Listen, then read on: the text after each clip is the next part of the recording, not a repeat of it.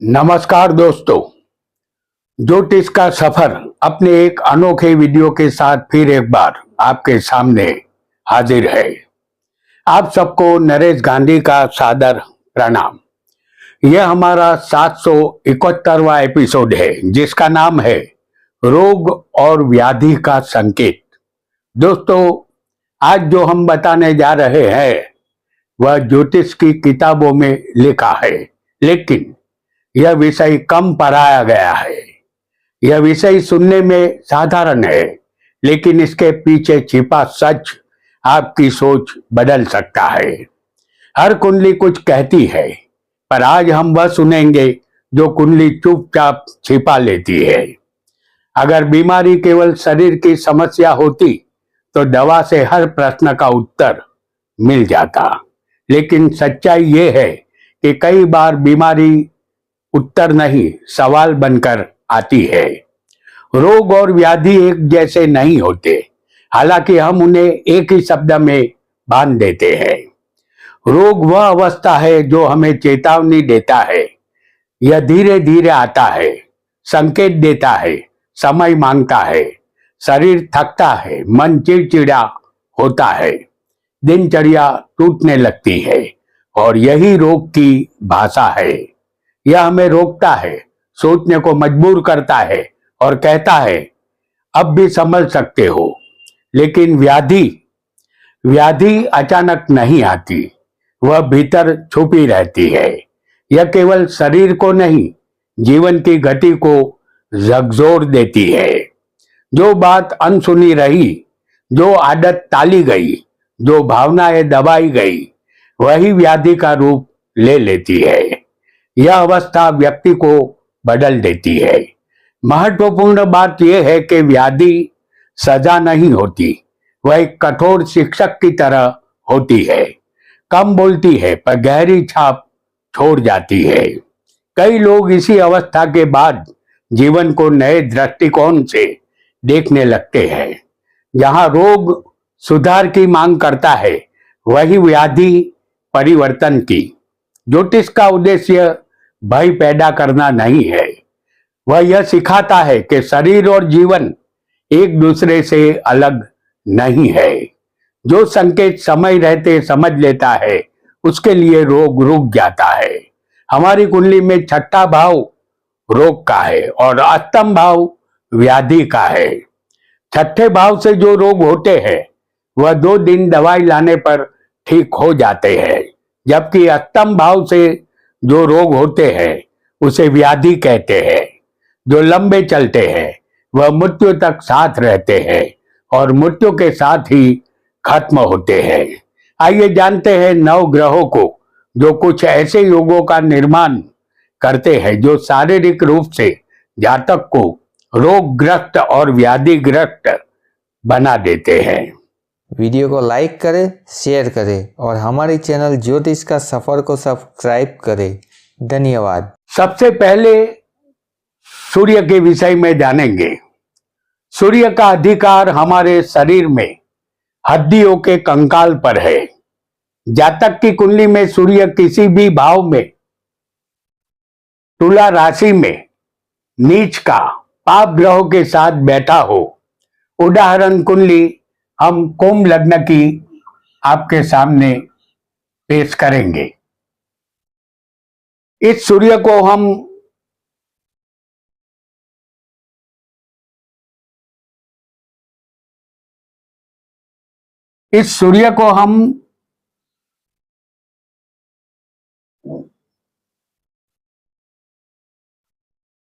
तुला राशि में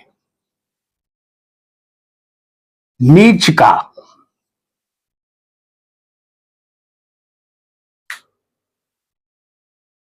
सूर्य को हम शनि के साथ नीच का दिखा रहे हैं। 9वें भाव में यह सूर्य शनि जैसे पाप ग्रह के साथ नीच का है।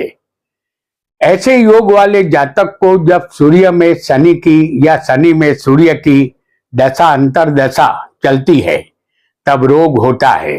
ध्यान रहे, यहाँ विषोत्री दशा को समझना है। ऐसी दशा में आप बीमार हो जाते हैं। शरीर में हृदय रोग, खून की कमी, हीमोग्लोबिन की कमी या लीवर संबंधित बीमारी या आंख संबंधित दुर्घटना से शरीर को चोट लगने की शक्यता रहती है। हमारे हृदय का पंप सूर्य चलाते हैं।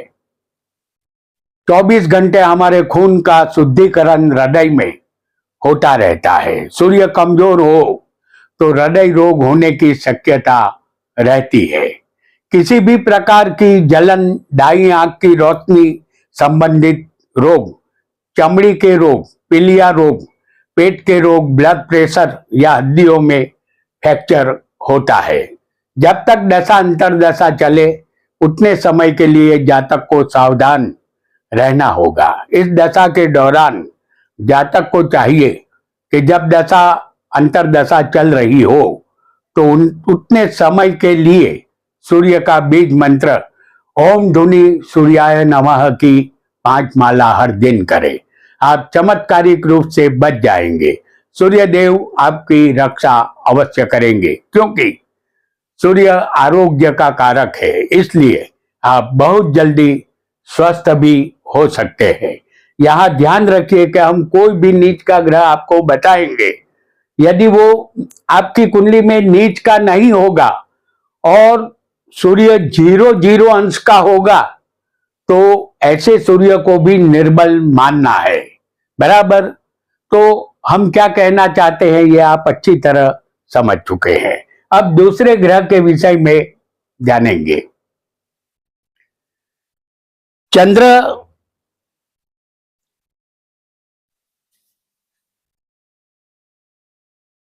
पानी पर अधिकार रखता है। समुन्द्र में बढ़ती ओट का कारण चंद्र है। हमारे शरीर में 70% पानी होता है। आपकी कुंडली में चंद्र वृश्चिक राशि में, जैसे हम यहां आपको दिखाएंगे,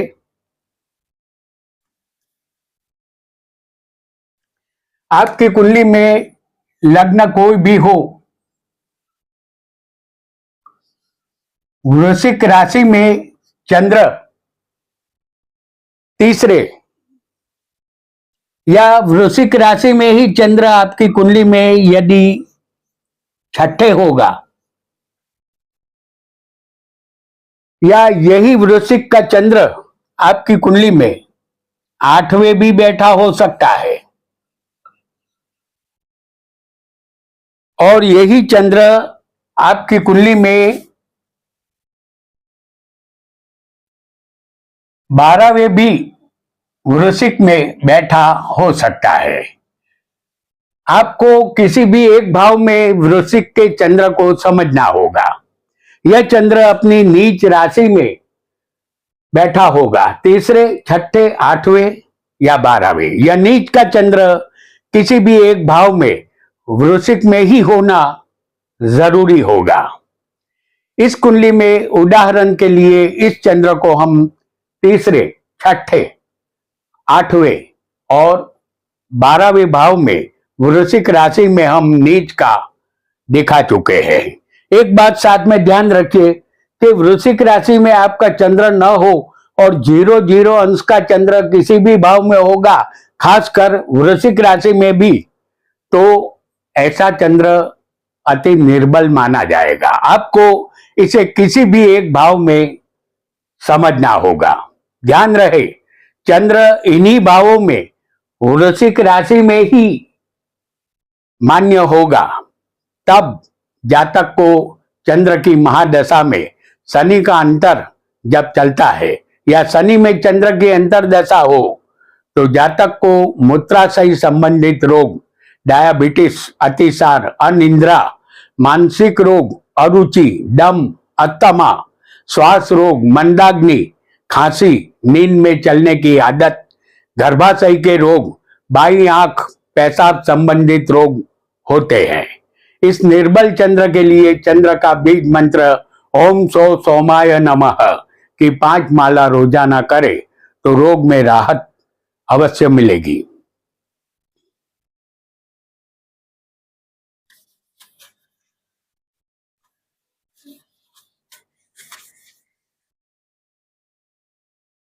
मंगल का रंग लाल है और हमारे शरीर में लाल रंग खून का होता है। खून पर अधिकार मंगल का है। आपकी कुंडली में मंगल किसी भी भाव में कर्क राशि में नीच का निर्बल बैठा होगा। आपके सामने हम पेश करेंगे मेष लग्न की एक उदाहरण कुंडली। और इस कुंडली में चौथे कर्क राशि में हम नीच का मंगल आपको दिखा चुके हैं। ध्यान रहे, आपकी कुंडली में कर्क राशि का नीच का मंगल किसी भी भाव में बैठा हो सकता है। मंगल कर्क राशि में ही मान्य है, ऐसा आपको समझना है। ऐसा निर्बल मंगल जन्म कुंडली में होगा तो जातक को बाएं कान संबंधित तकलीफ रहती है। खून संबंधित रोग, रक्त विकार होता है। पित्त प्रकोप भी होता है। जहरीले पदार्थ से भी पीड़ा होती है। हथियार से घायल होने का भय रहता है। दांत का दर्द, बगंदर, आमाशय, गर्दन में तकलीफ, टाइफाइड, चमड़ी का जल जाना, चमड़ी के रोग, खुजली, हड्डियों में फ्रैक्चर जैसे रोग होते हैं। रोगों से राहत के लिए मंगल का बीज मंत्र ओम अंगारकाय नमः की 5 माला हर दिन करें। इससे राहत आपको अवश्य मिलेगी।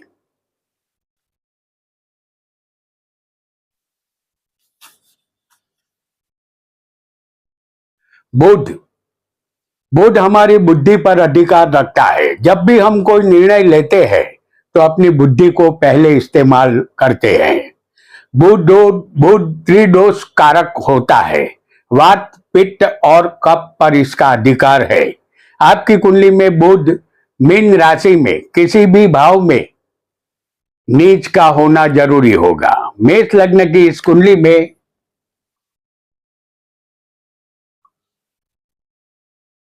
बुध को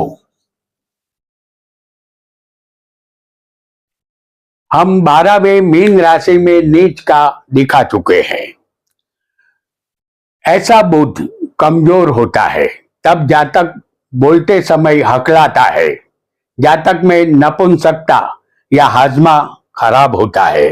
अचानक बेहोश हो जाना, बार बार भयानक स्वप्न दिखाई देना, हिस्टीरिया जैसी बीमारी की शक्यता रहती है। इसके अलावा हृदय की धड़कन कम हो जाना, जुबान संबंधित रोग, त्वचा, नाभि, पित्ताशय, पागलपन, पैरालिसिस, टाइफाइड, डिप्रेशन, टेंशन लेना, नाक संबंधित रोग होना जैसी बीमारी होती है। बुध का बीज मंत्र है ओम भू बुधाय नमः की 5 माला हर दिन करें। रोगों से जल्द ही आपको मुक्ति मिलेगी।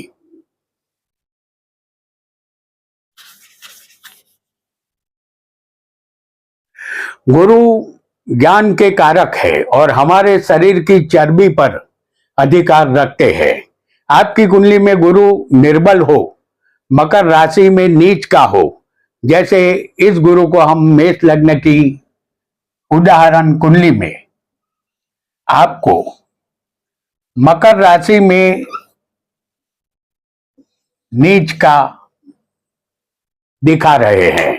आपकी कुंडली में यह मकर का गुरु किसी भी भाव में हो सकता है।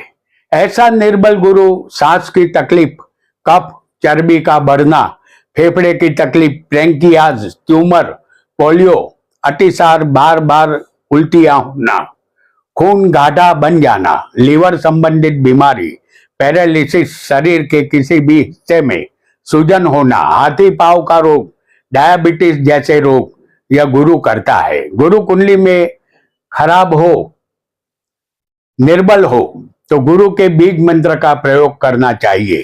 गुरु का बीज मंत्र है ओम बृहस्पते नमः की 5 माला अवश्य फेरे, राहत अवश्य मिलेगी।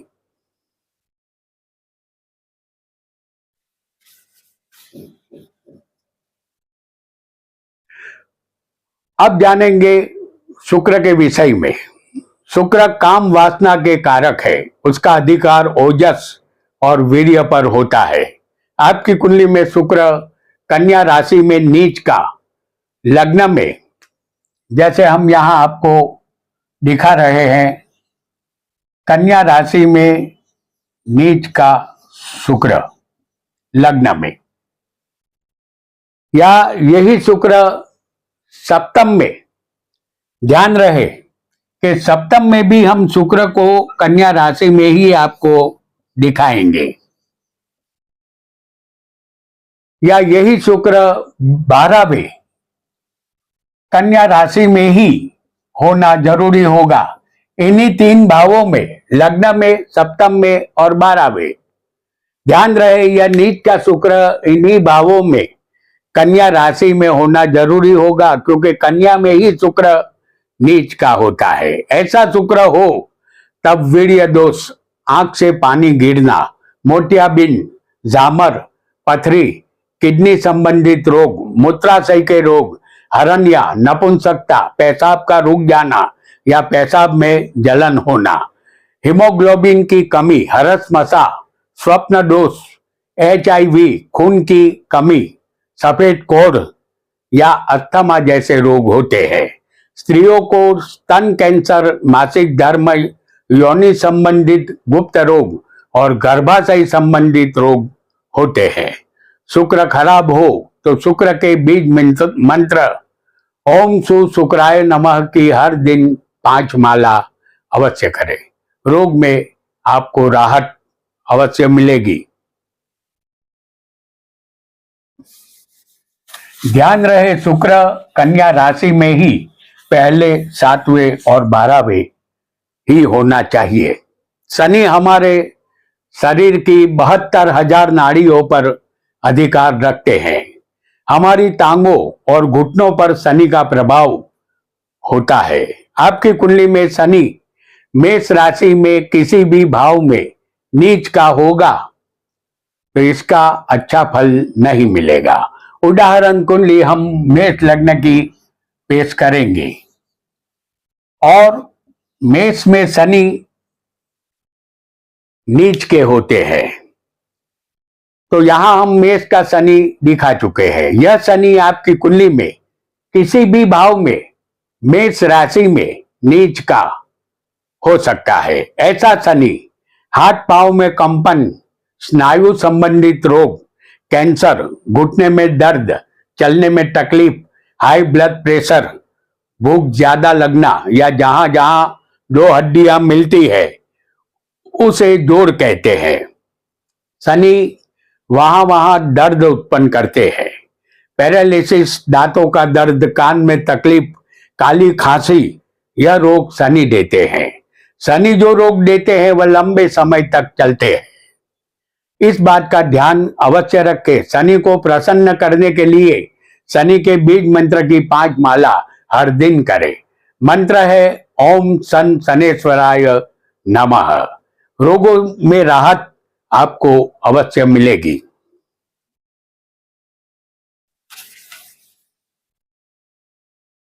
एक और ग्रह राहु एक मायावी ग्रह है। उसका कोई भौतिक अस्तित्व नहीं है, फिर भी उसे ग्रह के रूप में मान्यता मिली है, क्योंकि उसका फल अचूक मिलता हुआ दिखाई देता है। आपकी कुंडली में लग्न कोई भी हो, राहु तीसरे, छठे,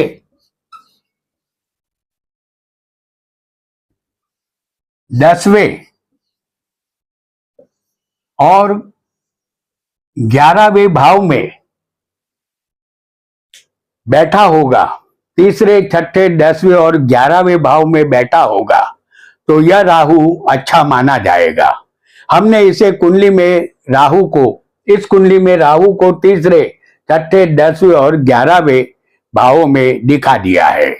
आपको अन्य भावों में राहु होगा तो उसे निर्बल राहु समझना है। ऐसा राहु सिर दर्द या माइग्रेन का रोग देता है। राहु कैंसर उत्पन्न करता है। वायु संबंधित रोग राहु देता है। हृदय के वाल्व में खराबी राहु उत्पन्न करता है। दुर्घटना से हड्डियों में फ्रैक्चर राहु करता है।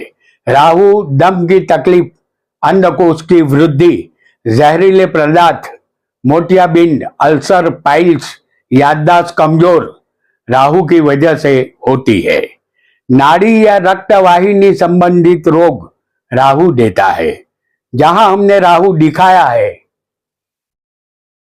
वहां यह फल लागू नहीं होगा। राहु को जहां नहीं दिखाया है उन्हीं भावों में यह फल लागू होगा, क्योंकि राहु की शांति के लिए जिनको राहु इन खाली स्थानों में बैठा हो, तो राहु की शांति के लिए राहु का बीज मंत्र ओम राहवे नमः की प्रतिदिन 5 माला करे, लाभ अवश्य मिलेगा।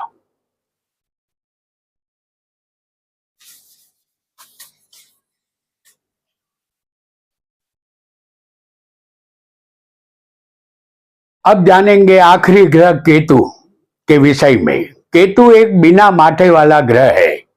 उसके पास दिमाग नहीं है। ज्यादातर यह प्यास का अनुभव कराता है। आपकी कुंडली में केतु तीसरे, छठे और 11वें भाव में होगा तो इस केतु का आपको अच्छा फल मिलेगा। हमने केतु को तीसरे, छठे और 11वें दिखा दिया है। आपकी कुंडली में केतु अन्य भावों में होगा तो इसे निर्बल केतु समझना है। केतु कमजोर हो तो ऑपरेशन का योग बनता है। शरीर के किसी भी हिस्से में टांके लेने पड़ते हैं। बुखार, पेट में दर्द, शुगर, स्वप्न दोष, हरनिया, गुप्त अंग के रोग केतु उत्पन्न करता है। चमड़ी संबंधित रोग होते हैं। खून में सफेद कण का बढ़ना, दमे की बीमारी, बंधकोष यानी जुलाब ठीक से न होना, स्त्रियों को सीजर ऑपरेशन से प्रसूति की शक्यता रहती है। 4 पैरों वाले जानवर से स्त्रियों को खतरा रहता है। आप बोर्ड पर देख सकते हैं जहां केतु दिखाया है वह अच्छा फल मिलेगा, क्योंकि तीसरे, छठे और 11वें केतु अच्छा फल देता है। जहां केतु नहीं दिखाया है उस भाव संबंधित केतु अच्छा फल नहीं दे पाएगा। आपका केतु कमजोर होगा तो आपको प्रतिदिन 5 माला केतु के बीज मंत्र की करनी होगी। मंत्र है ओम के केतवे नमः, लाभ आपको अवश्य होगा। तो दोस्तों, आज हमने रोग और व्याधि के संकेत के विषय में जाना। कोई भी रोग संबंधित दवाइयां आपको जारी रखनी है। साथ ही हमने जिस ग्रह के मंत्र बताए हैं उसकी 5 माला अवश्य फेरे, फायदा मिलेगा। आज इतना ही, मिलते हैं अगले रहस्यमय एपिसोड में। तब तक के लिए आपका बहुत बहुत धन्यवाद, धन्यवाद, धन्यवाद।